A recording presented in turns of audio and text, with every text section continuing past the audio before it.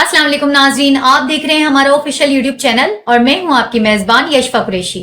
आज की अहम तरीन खबरें हैं वो जानते हैं इमरान रियाज खान से।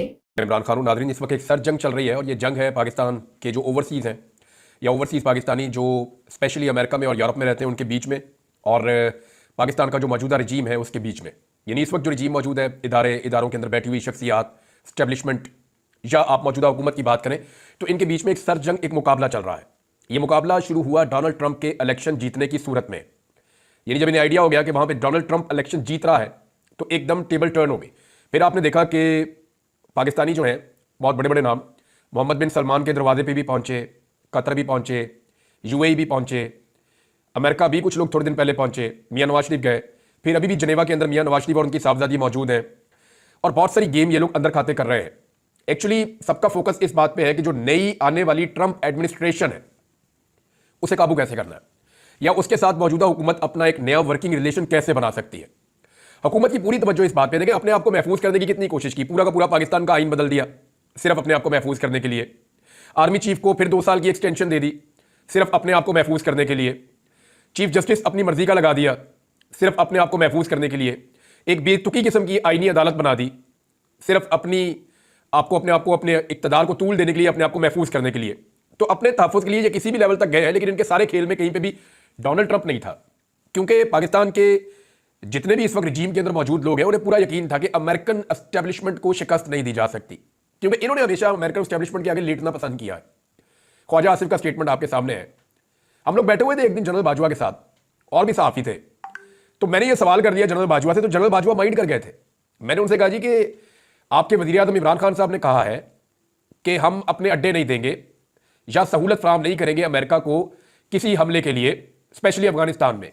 तो अगर वो आते हैं और आपकी एयर स्पेस यूज करते हैं तो आप क्या करेंगे?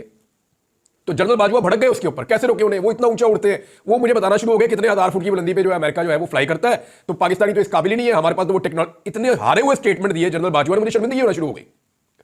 बल्कि मैंने वहां एक जुमला कहा था जिस पे शायद उन्होंने और माइंड किया कि सर हम तो जब से आए आप डरा ही रहे हैं हमें, कभी इंडिया से डरा देते हैं, कभी आप हमें अमेरिका से डरा देते हैं। तो ये अमेरिका से पाकिस्तानी या पाकिस्तानी एस्टेब्लिशमेंट की जान जाती है, ये सबको पता है कि ये उनसे डरते हैं।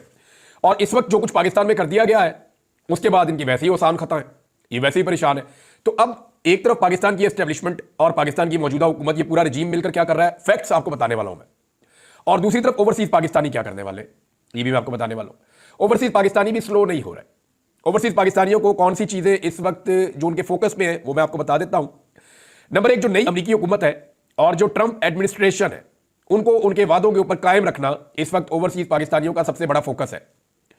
वो पाकिस्तान में होने वाली नाइंसाफियों और इंसानी हकूक के खिलाफ वर्जियों से मुकम्मल तौर पर आगाही दे रहे हैं और जो लॉबिंग की जा रही है अमेरिका में मौजूदा रजीम की जानिब से, पाकिस्तान में जो मौजूदा रजीम है उनकी जानिब से अमेरिका में जो लॉबिंग की जा रही है उसको भी वो काउंटर कर रहे हैं। अब ओवरसीज पाकिस्तानियों के पास हथियार क्या है? नंबर 1, जमहूरियत। नंबर 2, आज़ादी इज़हार राय। नंबर 3, जबरी गुमशुदगियां जो पाकिस्तान में हो रही हैं। नंबर 4, जो सियासी इंतकाम पाकिस्तान में लिया जा रहा है। Number 5, rule of law Pakistan में बिल्कुल नहीं है। मैंडेट चोरी किया गया है पाकिस्तान में, इसके सबूत मौजूद हैं, आलमी रिपोर्टें मौजूद हैं। अदलिया पे जैसे मुकम्मल कंट्रोल किया गया है जिस तरह से आईनी तरमीम की गई, और जो डीप स्टेट या एस्टेब्लिशमेंट की जो बेजा मुदाखलत है सियासत में, इन सारी चीजों को लेकर और साथ में जो डोनाल्ड ट्रंप का अपना एक इमरान खान से अपना ताल्लुक है, ये वो चीजें हैं जिन पे ओवरसीज पाकिस्तानी फोकस कर रहे हैं। वो इन चीजों को जो नई एडमिनिस्ट्रेशन आ रही है उनके हर बंदे तक लेकर जा रहे हैं। दूसरी बात यह है कि डोनाल्ड ट्रंप का एक बड़ा करीबी साथी है रिपब्लिकन में, तो जुल्मे खलीलजाद के हवाले से अब उनके स्टेटमेंट्स भी आ रहे हैं। वो पाकिस्तानी एस्टेब्लिशमेंट को और पाकिस्तानी हुकूमत को खौफजदा भी कर रहे हैं। जुल्मे खलीलजाद को ट्रंप के टाइम पर इस रीजन में अहम रिस्पॉन्सिबिलिटी मिली हुई थी। जो बाइडन के टाइम पे आपको फिर पता है बाद में डोनाल्ड लू आ गया था। तो अब जुल्मे खलीलजाद को दोबारा से इस रीजन में अगर कोई रिस्पॉन्सिबिलिटी मिल जाती है डोनाल्ड ट्रंप की जानिब से, तो ये पाकिस्तान के लिए, क्योंकि वही एक आदमी पूरे पाकिस्तान को फिर कंट्रोल करता है। यानी एक आदमी जो इस खित्ते के बारे में बातचीत करता है या इसके बारे में रिपोर्टिंग करता है व्हाइट हाउस को, वही आदमी फिर सारे रीजन को कंट्रोल कर रहा होता है। और इनमें से किसी में इतनी जरूरत नहीं है कि उसको ना कर सके। ये इमरान खान था जिसने कहा था एब्सोल्युटली नॉट, और ये सारे मानते हैं कि हमारे अंदर इतना टप्पड़ नहीं है या हमारे अंदर इतनी जरूरत नहीं है कि हम खड़े होकर किसी भी अमेरिकन को या किसी थर्ड क्लास अमेरिकन को भी हम ये कह सकें कि एब्सोल्युटली नॉट। ये इमरान खान ही कर सकता था। ये वो बरमला कहते हैं, खुलकर कहते हैं। अब इस वक्त जो पाकिस्तान का मौजूदा रजीम है वो किन चीजों पे फोकस करके काम कर रहा है, मैंने ये इकट्ठा कर लिया और जो डाटा है ये मैं आपको जो दे रहा हूं ये फैक्ट्स की बुनियाद के ऊपर है कि ये लोग क्या कर रहे हैं। ये जो अमेरिका की नई ट्रंप एडमिनिस्ट्रेशन आ रही है ये उसके साथ एक वर्किंग रिलेशन बनाना चाहते हैं और हर तरह की मदद ढूंढने के लिए तैयार है और उसके लिए कोई भी कुर्बानी देने के लिए भी तैयार है। नई इंतजामिया के साथ कोई डील हासिल करना चाह रहे हैं। फोकस किन चीजों पे किया अभी तक इन लोगों ने, अभी जहां तक ये पहुंचे वो मैं आपको बता देता हूं। नंबर एक, इन्होंने कोशिश की ओवरसीज पाकिस्तानियों से मदद हासिल करने की। स्पेशली इन्होंने उन ओवरसीज पाकिस्तानियों से राब्ता किया जिनके कुछ इंटरेस्ट पाकिस्तान में भी है। लेकिन ओवरसीज पाकिस्तानियों की जानिब से जितने राब्ते इन्होंने अब तक किए हैं या इनकी तरफ से जो लॉबिस्ट हायर किए गए उन्होंने जो ओवरसीज पाकिस्तानियों से राब्ते किए हैं, वहां पे तो हुई है पाकिस्तान के मौजूदा रजीम को नाकामी। नंबर दो, इन्होंने लॉबिस्ट हायर किए हैं जिसके लिए पाकिस्तानियों का $15 लाख इन्होंने रख दिया है और $6 लाख जो है वो अदा कर दिया गया है, जबकि अभी इसमें $9 लाख मजीद अदा किया जाएगा। जो लॉबिस्ट हायर किए हैं उन्होंने भी अपनी लॉबिंग के लिए, उनको कम्युनिटी की जरूरत थी, तो कम्युनिटी में उनको बंदे ही नहीं मिल रहे जो जाएं और जाकर उनके लिए लॉबिंग करें। नंबर तीन, मोहम्मद बिन सलमान से और दीगर जो अरब हुक्मरान हैं उनसे राब्ते किए गए, क्योंकि अमेरिकन पाकिस्तान को डायरेक्ट कंट्रोल नहीं करते।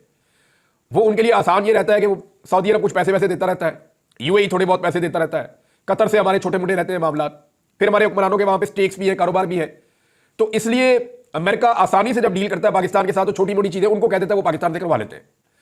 तो अब पाकिस्तान रिवर्स एक्शन चाह रहा है कि जिनके जरिए से अमेरिका पाकिस्तान को कंट्रोल करता है, पाकिस्तान चाह रहा है कि उनके जरिए से अमेरिका के साथ जो नई आने वाली एडमिनिस्ट्रेशन उनके साथ ताल्लुकात बनाए। तो मोहम्मद बिन सलमान से राब्ता किया गया है। जेरेड कुश्नर तक पहुंचने के लिए भी कोशिश की जा रही है। इसमें नवाज शरीफ और नवाज शरीफ के बच्चे काम कर रहे हैं। और अभी ये जो एक दौरा है, इस बारे में मुझे 2-3 चीजें पता चली है, मैं अभी कंफर्म नहीं कर सकता, लेकिन जो खबरें आ रही हैं उनमें एक तो यह है कि कुछ जो स्विट्जरलैंड जाने का मकसद है उसके अंदर मालियाती मसाइल भी हैं। वो कोई इलाज मुआवजे का मामला नहीं है, उसमें मालियाती मामला भी हैं जो इस खानदान के साथ जुड़े हुए हैं। दूसरा, वहां पे कुछ बड़ी अहम मुलाकातें की जा रही हैं जिनमें जेरेड कुश्नर तक पहुंचने की कोशिश की जाएगी।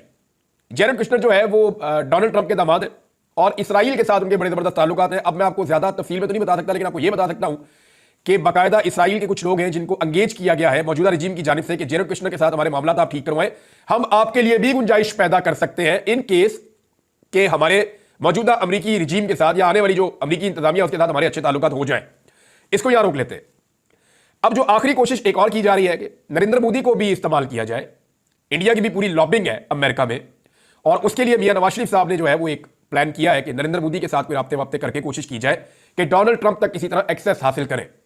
इस वक्त जो पाकिस्तान की मौजूदा हुकूमत, पूरा हुकूमती निज़ाम और जितनी एस्टेब्लिशमेंट है, ये सारे एक ही चीज के ऊपर फोकस करके काम कर रहे हैं। ना इनका पाकिस्तान से लेना देना, ना किसी और चीज से। पूरी तवज्जो इनकी एक बात पे है कि डोनाल्ड ट्रंप के साथ किसी तरह नॉर्मलाइजेशन की जाए और एक ऐसी डील पे पहुंच जाए डोनाल्ड ट्रंप के साथ कि वो हमारी ये जो हुकूमत पाकिस्तान में बनी हुई है इसको प्रलॉन्ग कर दे, या पाकिस्तान के अंदर कोई पंगा पैदा ना करे डोनाल्ड ट्रंप।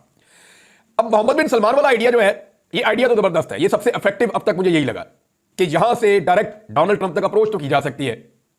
लेकिन क्या डोनाल्ड ट्रंप को मोहम्मद बिन सलमान राजी कर सकेंगे पाकिस्तान में अपनी मर्जी का रजीम रखने के लिए या इमरान खान को मजीद अंदर रखने के लिए? तो जवाब है नहीं। उसकी वजह यह है कि डोनाल्ड ट्रंप अपने मामला में बहुत क्लियर है। उन्होंने इलेक्शन से पहले जितने वादे और दावे किए हैं, उन्होंने इलेक्शन के फौरन बाद उनकी अनाउंसमेंट की है।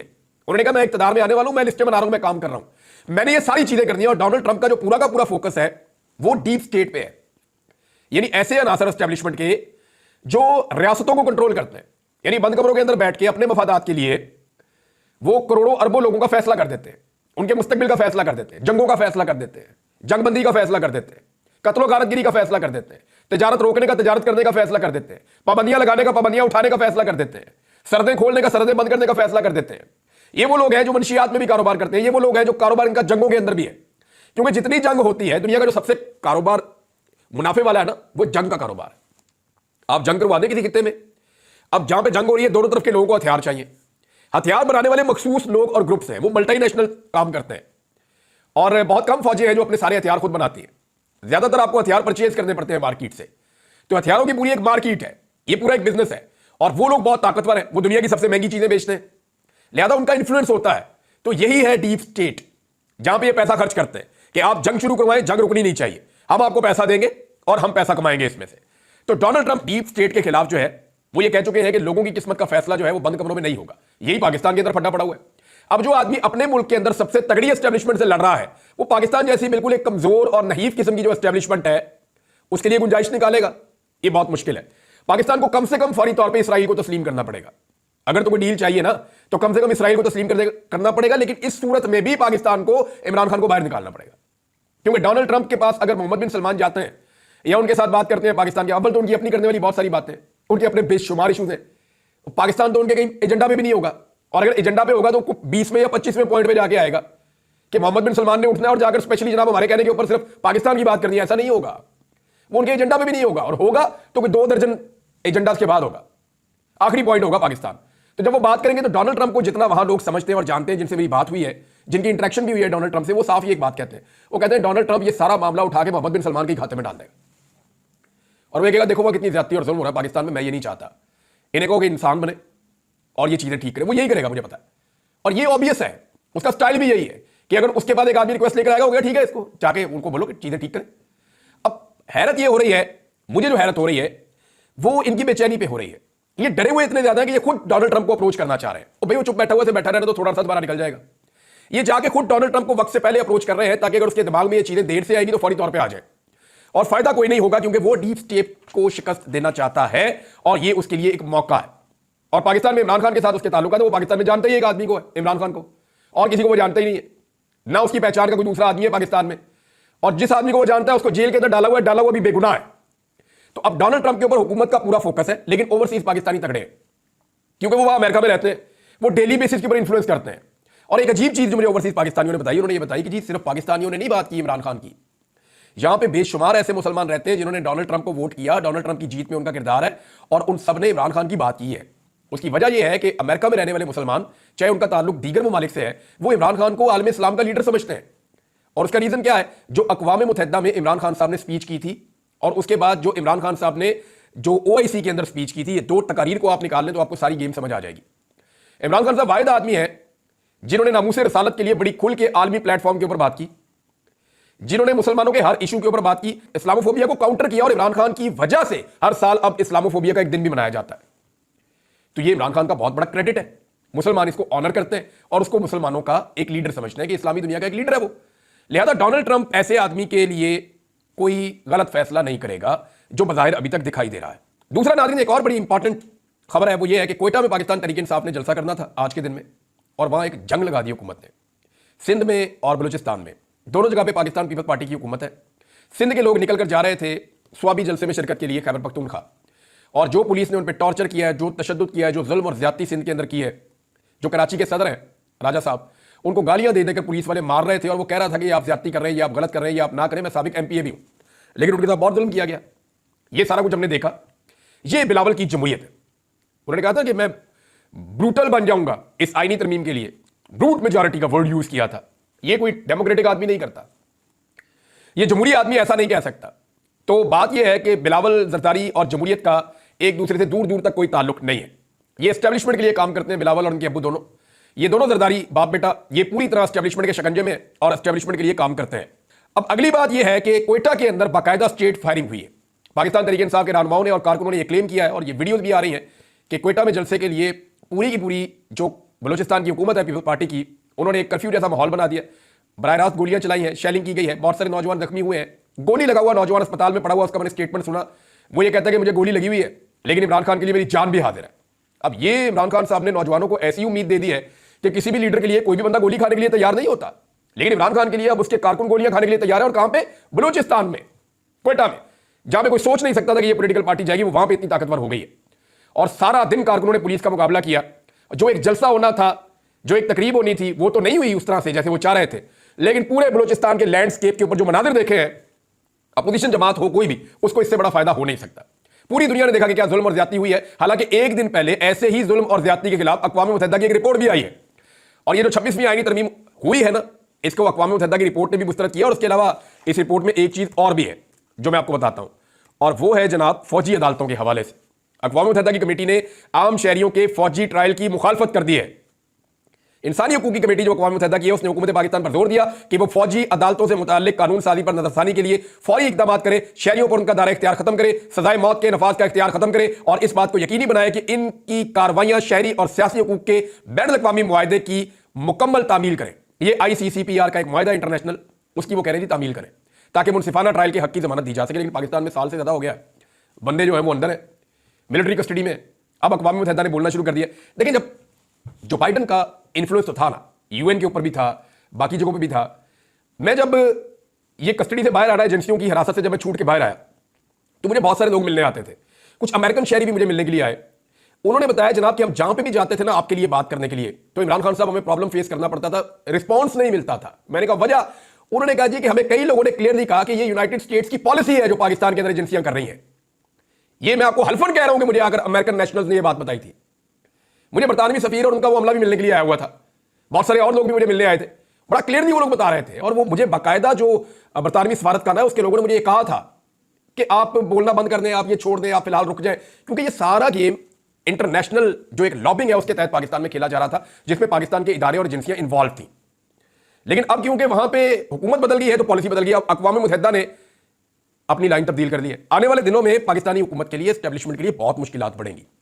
फैक्ट्स हैं आपके साथ शेयर करता हूं अगले वीलॉग में। अब तक के लिए इतने, अपना ख्याल रखिएगा, अपने चैनल का भी। अल्लाह हाफ़िज़। जी नाज़रीन, उम्मीद है कि आपको ये वीडियो पसंद आई होगी। अपनी कीमती राय से हमें आगाह करें। मजीद इसी तरह की वीडियोस देखने के लिए हमारे चैनल को सब्सक्राइब करें और वीडियो को ज्यादा से ज्यादा शेयर करें।